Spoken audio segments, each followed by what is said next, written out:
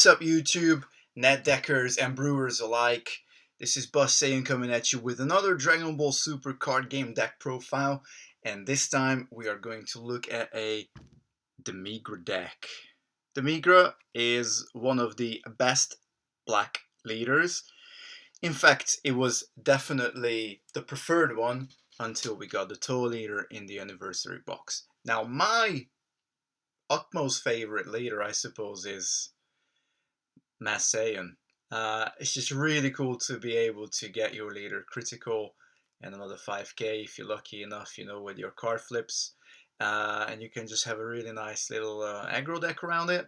The Migra, on the other hand, has a very different approach. Very different approach to the game. He's a little bit more controlly, trying to grind a little bit more, get a little bit of card advantage with the things that he does. So let's get into this. Basically, our leader on the sleep side has an auto. Whenever this card attacks, a leader card, place 3 cards from the top of your deck into your drop area.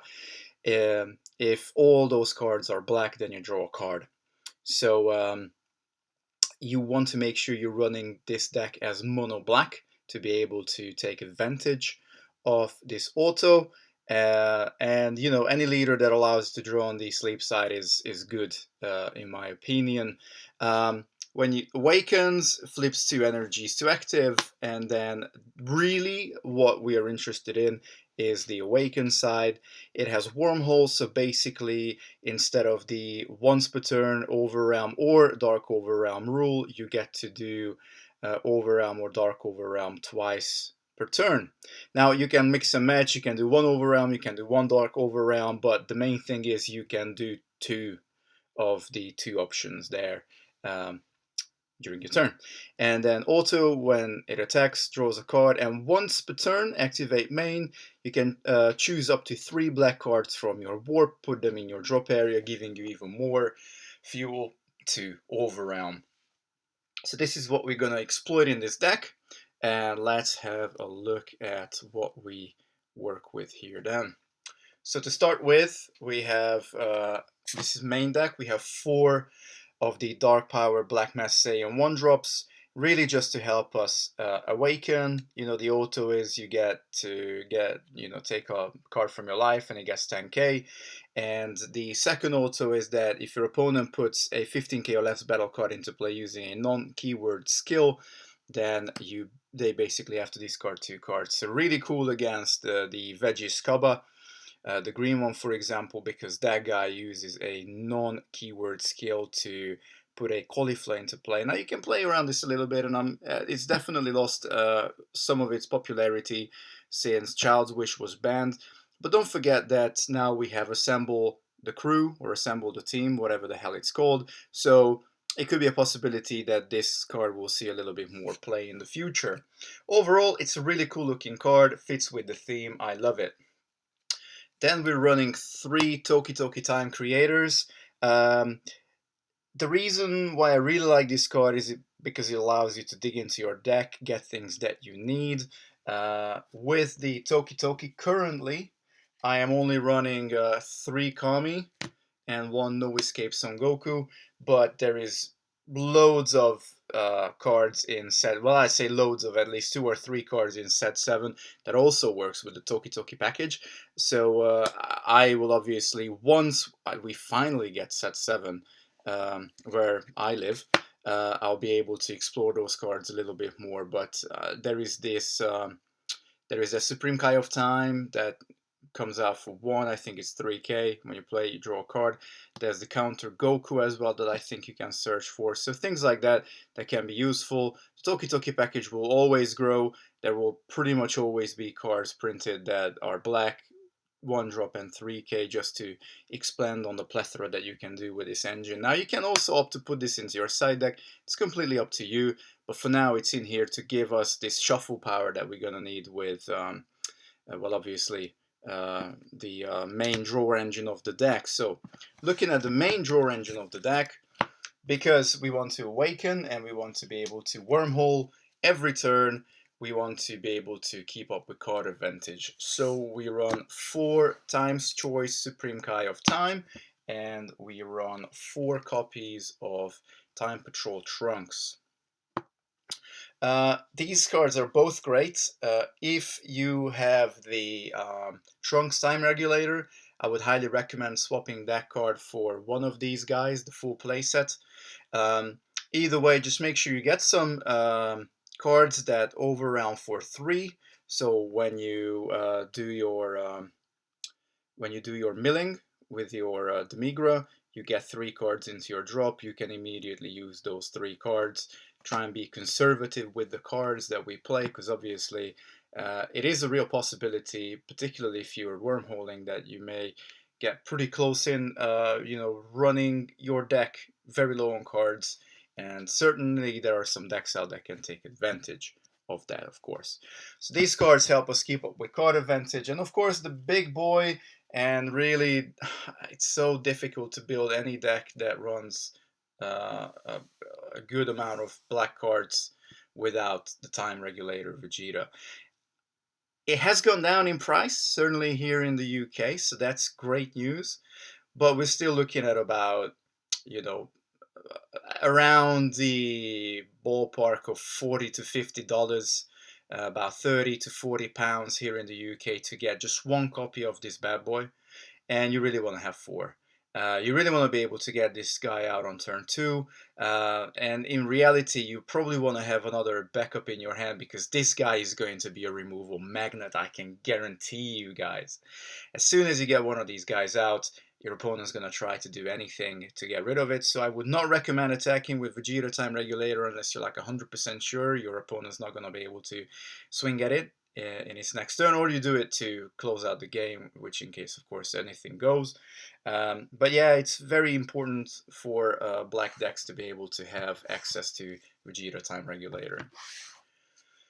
Okay, so this is our main card draw engine, and then for helping us out, being able to mill a little bit more, and I fucking love critical attackers. Anyway, 4 copies, the full places of Revived Ravager Vegeta. It's got critical. It overrounds out for 3.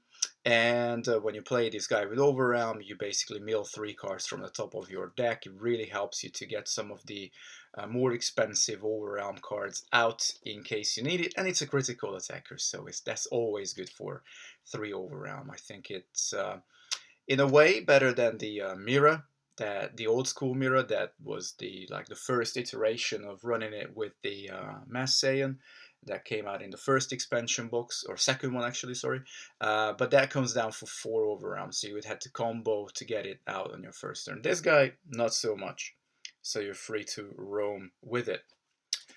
Super combo wise, of course, as you would expect, we run the 4 OG black super combos, Supreme Kai of Time, World's Protector. This card is basically online from turn 2, pretty much. If you have it in your hand and you combo with something overround, then pretty much this lady is online from turn 2. Really cool card, anyway. Then we have sort of like the disruption package, the removal package type of thing. So we run 1 burst energy Super Saiyan Bardock. We run 2 dimensional Banisher Foos. These guys both are removals in a way. Obviously, burst energy allows you to attack cards that are in active mode, which is brilliant a lot of the times when, like for example, against Vegeta Time Regulator. Really good card. Just attack into them, 20k, 30k actually when it comes down, so you're pretty much guaranteed to get rid of what you want with this guy. And then we got 2 dimensional Banisher Foos. This guy has double strike, and also if you play with Overrealm, you can basically get rid of one of your opponent's cards, put it into the warp. Of course, barrier stops this, but besides anything that doesn't have barrier, this guy's gonna take care of it for you. And also, I quite like this Time Ruler Toa, the one that allows you to steal a 2-drop or less. Again, it's a good little neat card, and of course, it gives you card advantage in a way, because you get to keep that card that you steal from your opponent. That could be anything, a crucial piece, maybe a blocker, anything like that. So that can be really useful. Obviously, it's really good against Broly BR. Still that little 1-drop, and then they can't do shit. Then we have 2 Deadly Defender Son Goku. Again, you could argue that this could go in the side deck, but I wanted something that we can just hardcast on turn 3 that allows us to have a little bit more protection. So during your opponent's turn, if your leader card is black and this card is in rest mode, your opponent cards can attack your leader card and this card gets minus 5k. So they either have to remove this guy or they can't attack your leader. So really good to have, good defense. Certainly when you're trying to ramp up for your for your late game stuff, which really should be around turn 4, turn 5 with this deck. And then I decided to opt for the Mass Saiyan Beguiled Warrior package.